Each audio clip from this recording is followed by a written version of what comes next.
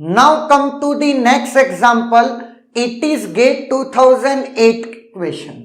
F1, F2 और F3 आपको एक डायग्राम दे रखा है जिसमें एंड गेट और OR गेट है और आउटपुट F है.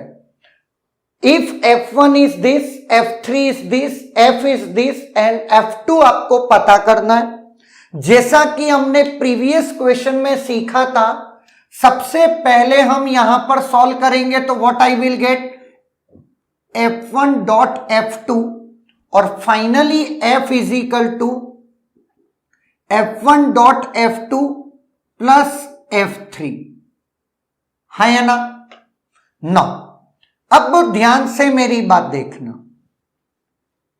F1 डॉट F2, जहां पर F1 मेरे पास है, F2 मुझे पता करना है, F3 मेरे पास है. F3 में एक भी 1 हुआ, जो भी 1 हुआ, इवन दो वो F1 इंटू F2 से ना आए, वो आपके F में आएगा ही आएगा, है ना. तो F3 में जो कुछ है वो अपन देख लेते हैं. That is 1, 6, 15. ये F3 की कहानी है. नाउ अब F1 में क्या क्या है, तो F1 में मेरे पास है सिग्मा 4, 5, 6, 7, 8 है ना. अब F2 में क्या हो कि इन दोनों का मल्टीप्लिकेशन जो कुछ भी आए प्लस ये आपका F बन जाए. F कौन है? आपका F है सिग्मा 1, 6, 8, 15 है ना. नाउ जिसमें 1, 6 और 15 F3 में है, तो 1, 6, 15 F1 इंटू F2 से आए या ना आए कोई फर्क ही नहीं पड़ता हमको, तो मेरी हेडेक भी नहीं है. लेकिन कम से कम 8 कहां से आना चाहिए? F1 इंटू F2 से आना चाहिए. क्लियर है? इस बात पे 100% ध्यान रखना कि 8 F1 इंटू F2 से ही आएगा, क्योंकि वो F3 से नहीं आ रहा है. साथ में इस बात का भी ध्यान रखना है कि F2 में 4, 5 और 7, 4, 5 और 7 नहीं होने चाहिए, क्योंकि अगर F2 में 4, 5, 7 में कोई भी एक हुआ तो वो 4, 5, 7 आउटपुट में आ सकता है.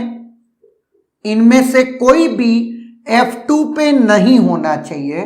अगर कोई हो गया तो वो F1 इंटू F2 में 1 बना देगा, क्योंकि इधर 1 है, इधर भी 1 आ गया, तो 1 इंटू 1, 1.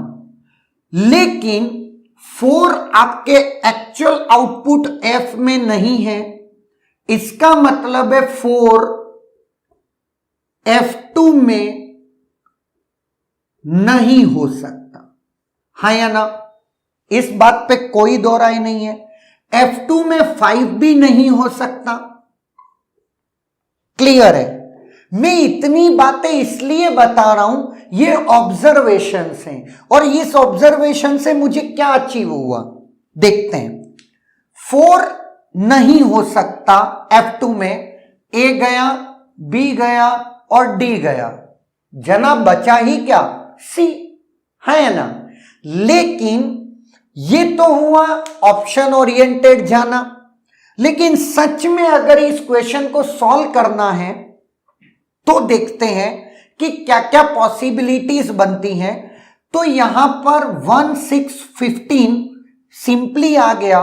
अगर यहां से 1, 6, 15 आ भी जाए चलेगा, नहीं भी आए तो भी चलेगा, लेकिन 8 आना चाहिए. 8 आने के लिए F2 में 8 का होना बहुत जरूरी है, क्योंकि वो F में है ही है. नाउ अब चलते हैं अगर मैं बात करता हूं 6 की, तो 6 चाहे हो या ना हो, लेकिन अगर F2 में 6 होता है तो 6 हो सकता है, इट्स अ डोंट केयर, कोई दिक्कत नहीं है, F2 की बात चल रही है। 6 हो तो आउटपुट में 6 आएगा, अगर 6 F2 में नहीं है मतलब 0 है तो नहीं आएगा। बात समझ में आई?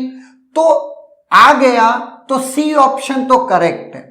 अब बहुत ध्यान से देखना, अगर मैं इस क्वेश्चन को और कंप्लीटली सॉल्व करने की बात करता हूं तो एक्चुअली कॉम्प्लिकेशन बढ़ती जाएंगी कि कौन डोंट केयर है, कौन डोंट केयर नहीं है। और साथ में एक बात और है, 15 का मतलब ये 4 वेरिएबल का फंक्शन है जनाब। 4 वेरिएबल्स के इतने डेटा लेकर के घूमना बेटर ऑप्शन नहीं है, इसलिए हमको एग्जाम में ऑप्शन ओरिएंटेड जाना पड़ेगा। आप सिर्फ ये देख लीजिए, अगर F2 में 4 है, ऑप्शंस को देखते हैं, बहुत ध्यान से ऑप्शंस को देखो, 4 6 4 8 6 8 4 6 8 है ना, मतलब 4 देखते हैं, 4 होना चाहिए या नहीं। अगर F2 में 4 होता तो F1 और F2 मिला करके 4 F1 इंटू F2 में आता, और F1 into F2 plus F3 में भी 4 आना चाहिए था, बट 4 है नहीं, इसका मतलब 4 F2 का पार्ट हो नहीं सकता।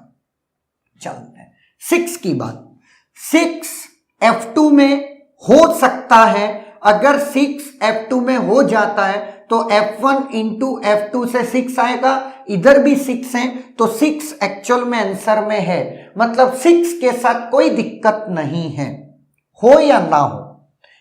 नेक्स्ट रही बात 8 की, तो 8 F2 में होना मस्ट है, क्योंकि F1 इंटू F2 से 8 मुझे चाहिए और वो 8 मेरे आंसर में है।